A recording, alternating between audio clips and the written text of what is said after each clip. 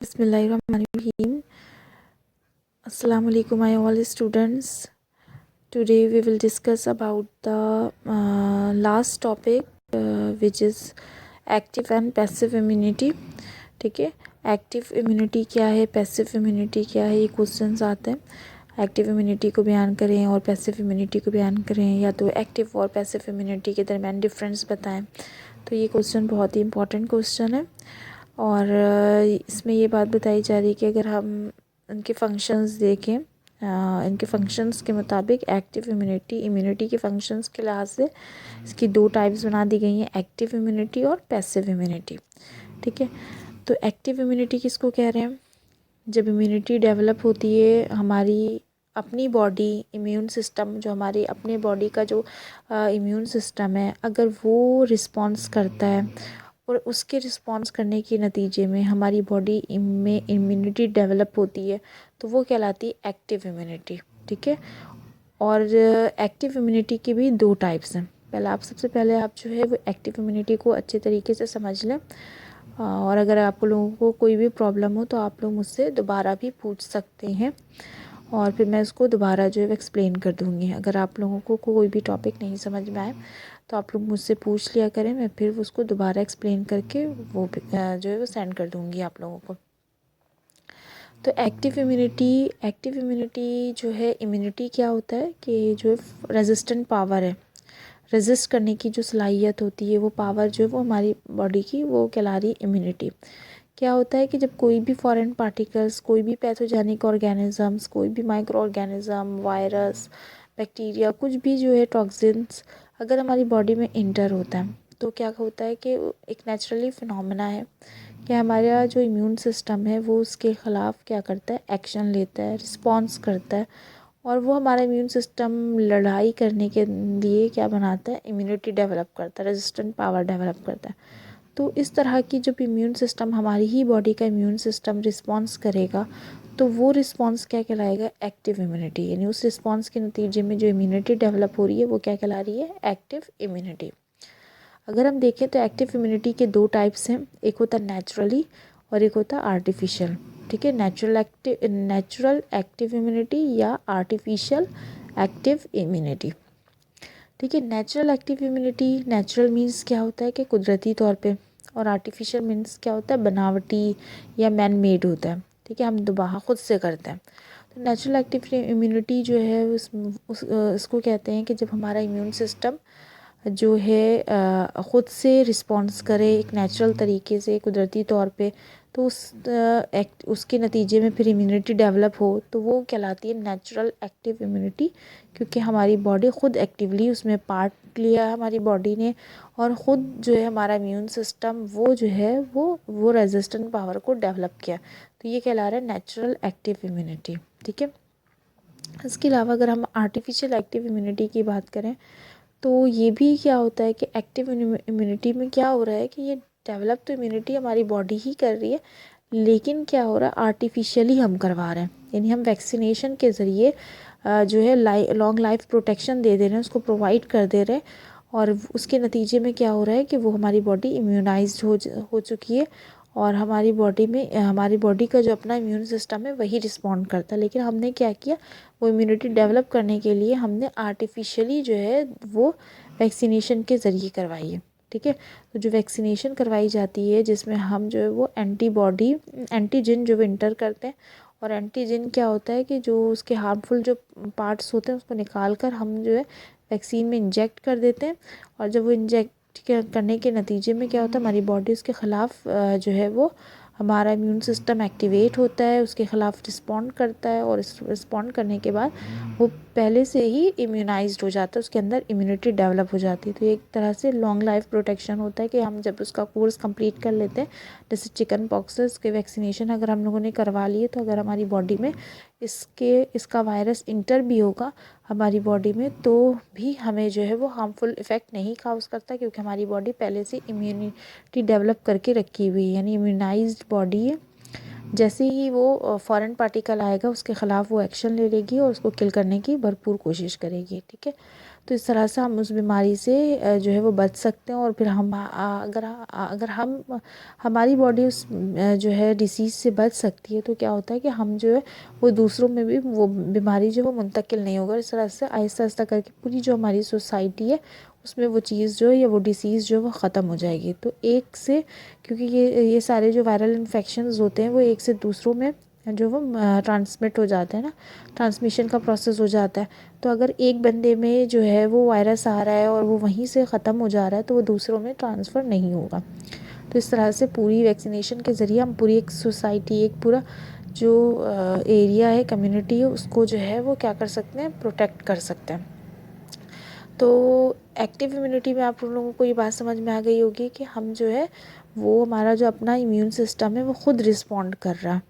ठीक है, एक तो हमने ये किया कि नेचुरल वे में कोई भी हमारी बॉडी में फॉरेन पार्टिकल इंटर हुआ और उसके बाद हमारी बॉडी इम्यूनिटी डेवलप करी, तो वो तो नेचुरली बिल्कुल जो है वो कुदरती तौर पर हो रहा है।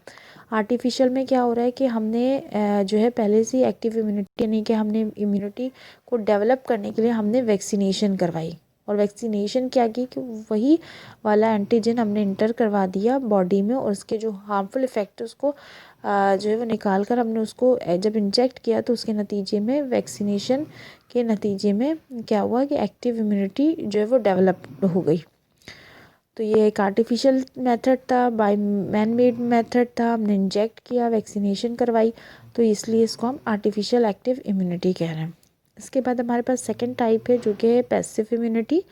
और पैसिव इम्यूनिटी में क्या होता है कि हम एंटीजन के बारे में नहीं करते, हम डायरेक्ट जो उसका एंटीबॉडी जो वही इंट्रोड्यूस करवा देते हैं बॉडी के अंदर।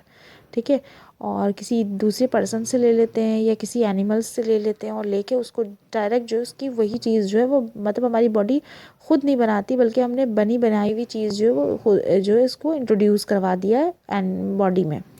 और ये पैसिव इम्यूनिटी है क्योंकि ये इसने खुद एक्टिवली पार्ट नहीं प्ले किया, तो ये क्या कहला रहा है, पैसिव इम्यूनिटी। इस इम्यूनिटी में भी दो टाइप्स हैं, एक नेचुरल होता है और एक आर्टिफिशियल होता है। नेचुरल पैसिव इम्यूनिटी का क्या होता है कि जो नेचुरली पैसिव इम्यूनिटी में क्या होता है कि एंटीबॉडी जो वो ट्रांसफ़र हो जाती है किसी भी पर्सन की बॉडी से दूसरे पर्सन में, जब उसकी बॉडी में उसी सेम स्पीशीज़ में ट्रांसफ़र हो जाती है। जैसे कि फॉर एग्जांपल आपको एक बताया जा रहा है कि जब मदर जो है वो मदर का जो लिंक होता है प्लेजेंटा के ज़रिए उसके बेबी से, तो उसके नतीजे में क्या होता है कि अगर वो लिंक में ही वो क्या हो कि वो एंटीबॉडी उसमें ट्रांसफ़र्ड हो जाए तो वो उससे इम्यूनाइज्ड हो सकती है।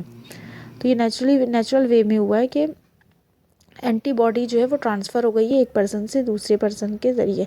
ठीक है, उसकी बेस्ट एग्जांपल यही है कि हम जब मदर और बेबी का कनेक्शन होता है या कोई भी ऐसा कनेक्शन जिसके नतीजे में बॉडी एक बॉडी से दूसरी बॉडी में वो ट्रांसफ़र हो जाए, तो वो डायरेक्ट जो वो हमने एंटीबॉडी ही ट्रांसफ़र कर दिया। जबकि हम एक्टिव इम्यूनिटी पढ़ रहे थे तो उसमें हमने एंटीजन के बारे में पढ़ा था कि एंटीजन जाता है फिर बॉडी खुद रिस्पॉन्ड करती है, खुद बनाती है एंटीबॉडी। लेकिन इसमें क्या हुआ कि हमने जो है वो बनी हुई जो एंटीबॉडी है वही जो है वो ट्रांसफ़र हो गई है।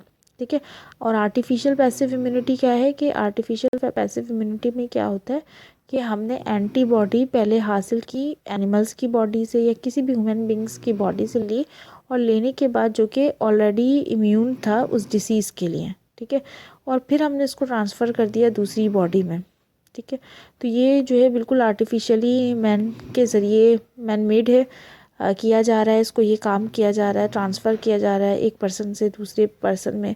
जैसे कि फॉर एग्जांपल के तौर पे आपको एंटीबॉडीज़ जो वो रेबीज़ की ली गई और लेने के बाद उससे उसको जो कि रेबीज़ जो वो ऑलरेडी वैक्सीनेटेड था उसको वैक्सीनेशन करवाई गई थी, तो उसके नतीजे में उसकी बॉडी में एंटीबॉडी बने थे और वो एंटीबॉडी वो लेकर उस जो है वैक्सीनेटेड पर्सन से लेकर एंड उसको इंट्रोड्यूस करवा दिया अफेक्टेड पर्सन में।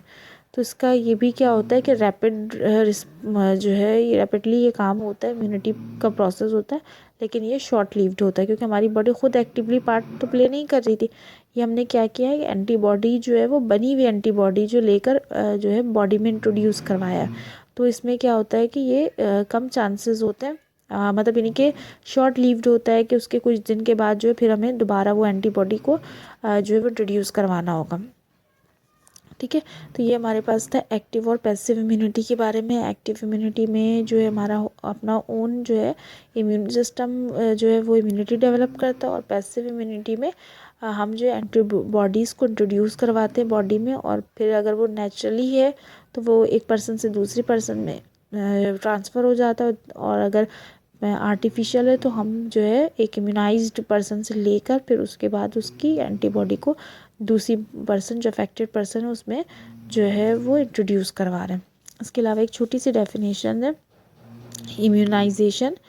और इम्यूनाइजेशन जो है हम जो है वैक्सीनेशन के ज़रिए हम इम्यूनाइजेशन का प्रोसेस करते हैं। यानी वैक्सीनेशन के ज़रिए हम जो है पहले ही जो है डिसीज़ के अगेंस्ट जो है वो रेजिस्टेंस पावर जो है वो डेवलप कर देते हैं। ठीक है, वैक्सीनेशन के ज़रिए हम उस एंटीजन को बॉडी में इंजेक्ट करते हैं, और इसके नतीजे में हमारी बॉडी जो है वो इम्यून सिस्टम के ज़रिए इम्यूनिटी डेवलप करती है। तो ये पूरा प्रोसेस क्या कहलाता है? इम्यूनाइजेशन। और अगर हम आप इफ़ेक्टिव वैक्सीनेशन करवाएं, ठीक है, तो डेंजरस डिसीज़ के लिए अगर आप अच्छे तरीके से उसकी वैक्सीनेशन अगर हो गई है तो फिर वो कंट्रोल किया जाता है प्रॉपरली और थ्रू आउट द वर्ल्ड। ठीक है, वैक्सीनेशन के ज़रिए हम जो है बीमारियों को, जो डेंजरस डिसीजेज है उसको ईज़िली इसको ईज़िली कंट्रोल कर सकते हैं। ठीक है, जैसे अगर पोलियो की बात करें तो पोलियो क्या होता है कि जब हम वैक्सीनेटेड होते हैं तो फिर हम क्या होते हैं कि कम से कम जो वो ट्रांसमिशन का प्रोसेस होता है, ये वायरस कम से कम जो है वो ट्रांसमिट होते हैं। तो उसके नतीजे में क्या होता है, आहिस्ता आहिस्ता करके वो जो डिसीज़ है वो वर्ल्ड से ही गायब हो जाएगी। जैसे एग्जांपल के तौर पे आपके पास डिप्थीरिया दिया गया है जो कि सोर थ्रॉट होता है। ठीक है, उसमें हमारा जो थ्रॉट है उसकी सॉल्वेंट हो जाता है। तो ये सारी जो कंडीशन होती है वो डिप्थीरिया है, मीज़ल्स हैं, ठीक है, खसरा, पोलियो है, स्मॉल पॉक्स है, हेपेटाइटिस है। ये सारे जो वायरल इन्फेक्शंस आप पढ़ चुके हैं, bacterial and viral infections, measles, polio, small pox, hepatitis, ये सारी तो वायरल इन्फेक्शन है। इसके अलावा डिप्थीरिया जो है वो बैक्टीरियल इन्फेक्शन है, कोराइनी बैक्टीरिया है, वो ये काउज करते हैं। तो ये सारे जो है बीमारियों से हम जो है बच सकते हैं। ठीक है, प्रिवेंट कर सकते हैं ख़ुद को by the help of vaccination.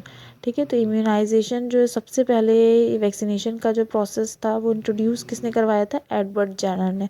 तो ये आपको ये साइंटिस्ट का नाम याद रखना है, एडवर्ड जेनर, जो कि इन्होंने फर्स्ट टाइम जो है वो इम्यूनाइजेशन को, वैक्सीनेशन को इंट्रोड्यूस करवाया था।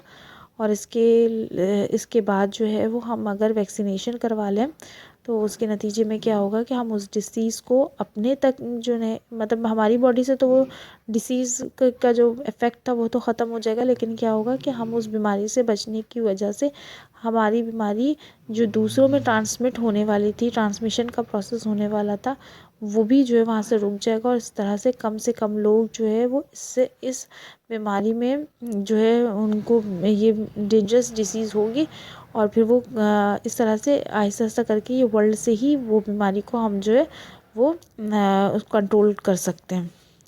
तो अगर आप लोगों को इस टॉपिक में कुछ भी प्रॉब्लम हो तो आप लोग मुझसे पूछ सकते हैं।